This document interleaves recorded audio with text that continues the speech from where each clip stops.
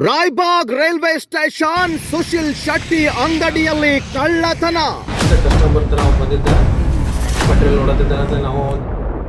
S ವೀಕ್ಷಕರ, ರಾಯಬಾಗ್ ತಾಲೂಕಿನ railway station ಬಳಿ ಇರುವ ಖ್ಯಾತ ಉದ್ಯಮಿ ಸುಶೀಲ್ ಶೆಟ್ಟಿ ಅವರ ಅಂಗಡಿಯಲ್ಲೇ ನಡೆದಿರುವ ಧೈರ್ಯಶಾಲಿ ಕಳ್ಳತನ ಇಂದು ನಗರದಲ್ಲಿ ಚರ್ಚೆಯ ವಿಷಯವಾಗಿದೆ.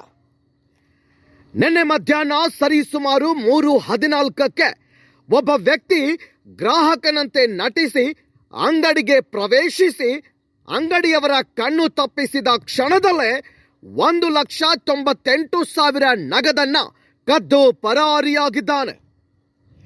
ಈ ಘಟನೆ ಸಿಸಿಟಿವಿಯಲ್ಲಿ ಸ್ಪಷ್ಟವಾಗಿ ಸೆರೆ ಹಿಡಿಯಲಾಗಿದೆ. ಅಂಗಡಿ ಮಾಲೀಕರು ಸುಶೀಲ್ ಶೆಟ್ಟಿ ಹಾಗೂ ಸಿಬ್ಬಂದಿಯವರು ಅಂಗಡಿ ಮುಂದೆ ಇದ್ದಾಗಲೇ ಈ ಕಳ್ಳತನ ನಡೆದಿರೋದು ಎಲ್ಲರನ್ನ ಬೆಚ್ಚಿ ಬೀಳಿಸಿದೆ.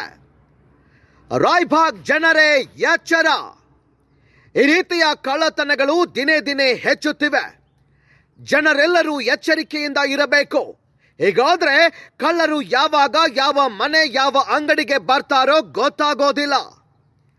ಸಿಸಿಟಿವಿ ವಿಡಿಯೋದಲ್ಲಿ ಕಾಣಿಸಿರುವ ಈ ಕಳ್ಳನನ್ನ ಯಾರು ಕಂಡ್ರೂ ತಕ್ಷಣವೇ ರಾಯಬಾಗ್ ಪೊಲೀಸ್ ಠಾಣೆಗೆ ಮಾಹಿತಿ ನೀಡಬೇಕು ಅಂತ ನಮ್ಮ ಟೈಮ್ಸ್ 24x7 ಬೆಳಗಾವಿ ಸುದ್ದಿವಾಹಿನಿ ವಿನಂತಿ ಮಾಡಿಕೊಳ್ಳುತ್ತೆ.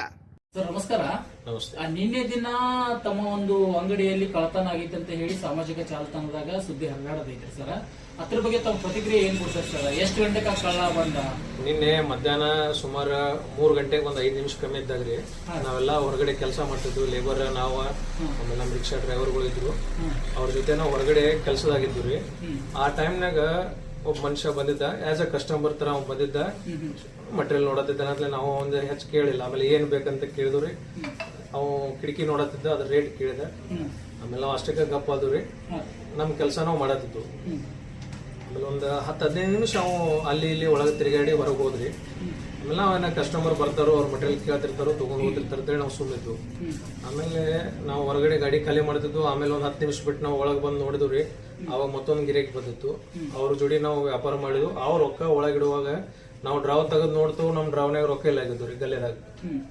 ಅವಾಗ ನಮ್ಗ ನಮ್ಮ ಅಂಗಡಿಯಾಗ ಏನೋ ಆಗೈತಪ್ಪ ನಮ್ಗೆ ಗೊತ್ತಾಗಿ ಸಿಸಿ ಕ್ಯಾಮ್ರಾದಾಗ ಚೆಕ್ ಮಾಡಿ ನೋಡಿದ್ವಿ.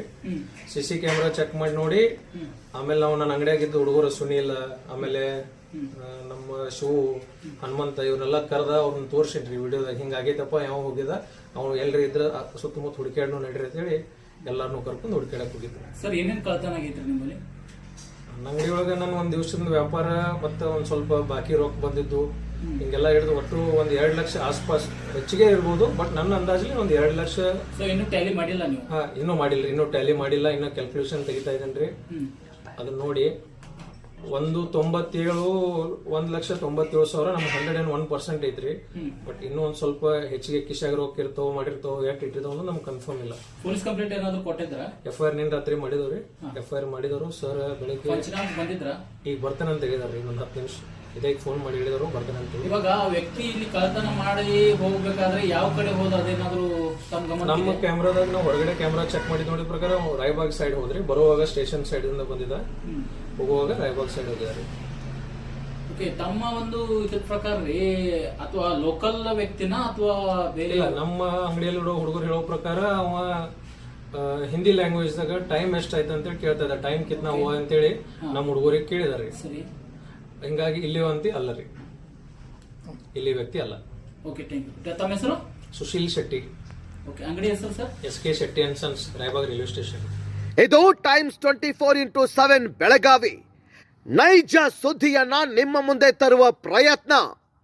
ಹೆಚ್ಚಿನ ಅಪ್ಡೇಟ್ಸ್ಗಳಿಗಾಗಿ ನಮ್ಮ ಜೊತೆಗೆ ಕೈ ಜೋಡಿಸಿ. Bureau report, Times 24x7 Belagavi, Raibag.